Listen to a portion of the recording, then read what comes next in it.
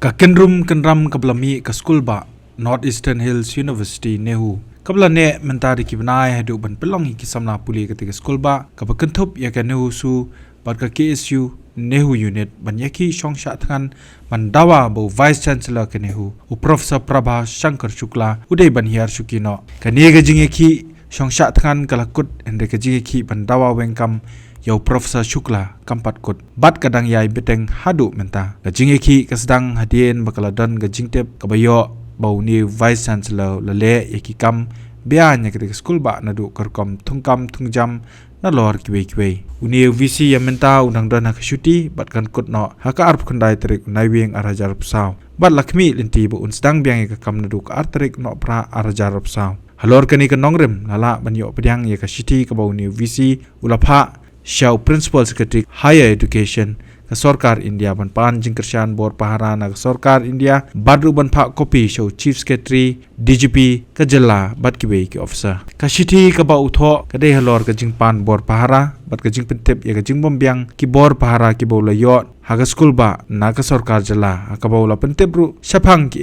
ki belaja bat ban ong boudon haga jing song sir na ke jing syak berngem ni ki samla puli NEHU su ki bayaki ki bayo ya ke jingkersyan na ke NEHU ta bat ban ong da ke jing yo bor Pahara na ke Sorkar Pdeng kene kan a jing singanya u bat khamtam ya ke school ba bat kinong trei jongka Habatin pej bahagi ki sharp ka sharp plus F Ka plus F? hakabam bangibam duna ki eki batte ye kamet namar kata habathiru atau khaw kamlu ka umpnyang kadut pej ya ka sharp plus F haka jingsom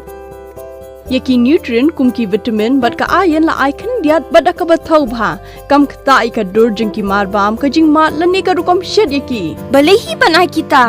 kadon ka we ka jing mentoy ba kongsan ka kot ka khia